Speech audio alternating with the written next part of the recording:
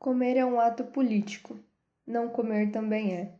A capacidade de escolha é em si um privilégio e o impulso ou impedimento a comer ou não permeia as relações de poder.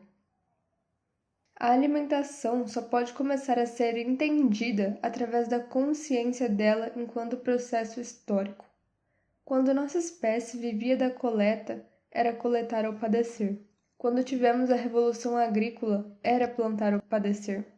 Mesmo depois de a teoria malthusiana ter se mostrado incorreta e de termos outros meios além de plantar nós mesmos exatamente tudo o que consumimos, a regra ainda é nos alimentar ou padecer.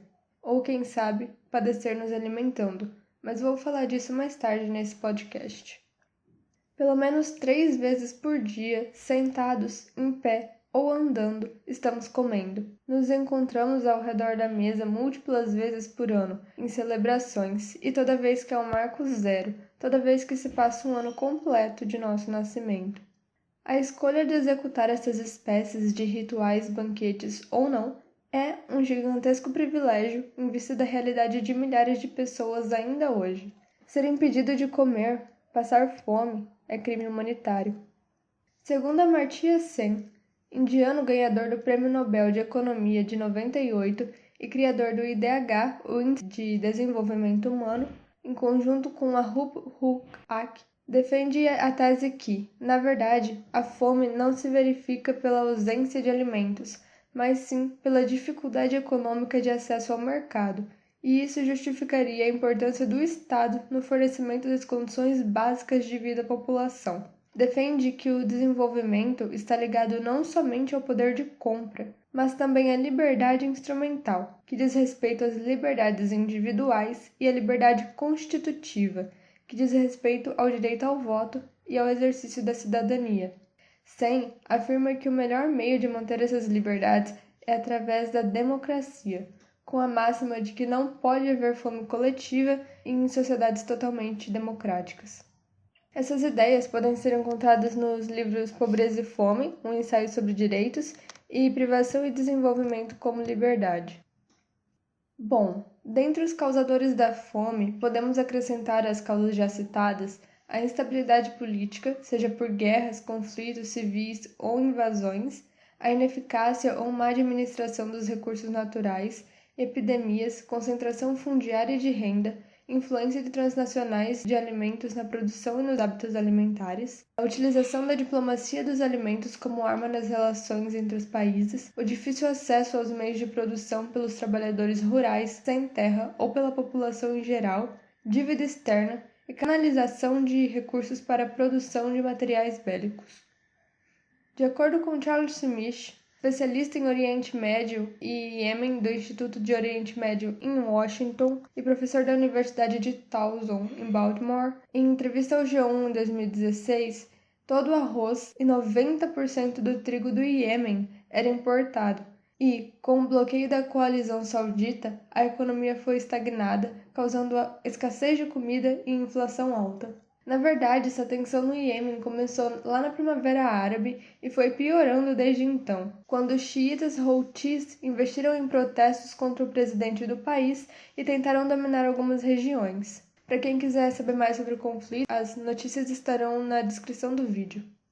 É importante ressaltar que as crianças são as maiores vítimas da fome. Em dezembro de 2018, a guerra, que teve início em 2014, já havia matado mais de 85 mil crianças com menos de 5 anos, segundo a ONG Save the Children, e deixado 14 milhões de pessoas famintas, segundo a ONU.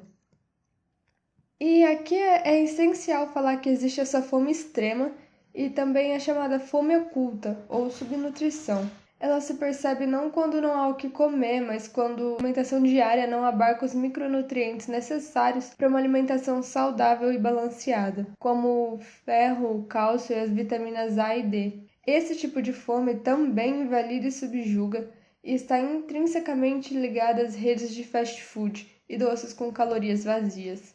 Ela pode levar a quadros de anemia, fragilidade de dentes e ossos, incapacidade na contração de músculos, na transmissão de impulsos nervosos, secreção de hormônios, atraso cognitivo e cegueira infantil. Esse tipo de fome é o que mais se faz presente no Brasil e está em grande parte entre mulheres e a população carente. Veja, a economia brasileira é em suma agrária, logo, o produto agrícola é a maior fonte econômica, que conta com as commodities para exportação.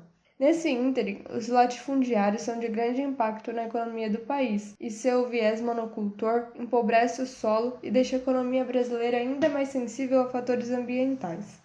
Aliás, quando falamos sobre a fome no Brasil, temos também que falar de história, do processo que nos levou onde estamos e até que ponto a situação atual da população segue um modelo pré-concebido. Para isso, devemos voltar à escravidão, ou melhor, a partir do momento em que a pressão externa foi suficiente para fazer a escravatura ser abolida, em 1888.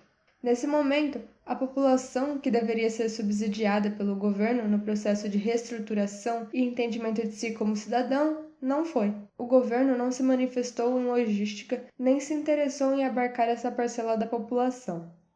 A vida dessas pessoas continuou a ser precária e o problema foi somente transladado, e a história brasileira é cíclica. Em 1948, quando começaram a demolir as casas térreas para construir os edifícios, nós, os pobres que residíamos nas habitações coletivas, fomos despejados e ficamos residindo debaixo das pontes. É por isso que eu denomino que a favela é o quarto de despejo de uma cidade. Nós, pobres, somos os trastes velhos. Eu classifico São Paulo assim. O palácio é a sala de visita, a prefeitura é a sala de jantar, a cidade é o jardim e a favela é o quintal onde jogam os lixos. Ambas as frases são de Carolina Maria de Jesus, escritora do livro Quarto de Despejo. A população carente, hoje, ainda precisa de organizações como a escola para apoiar a alimentação da prole. E aí está, mais uma vez, a importância do subsídio do governo e da escola na nutrição das crianças. A merenda é uma fonte importante no combate à fome oculta e o acompanhamento nutricional dos pratos ofertados é de suma necessidade. E até nessa parte estamos em déficit. A política brasileira está tão debilitada que os escândalos de corrupção estão presentes inclusive na merenda escolar. Quem não se lembra do governo Alckmin de 2016?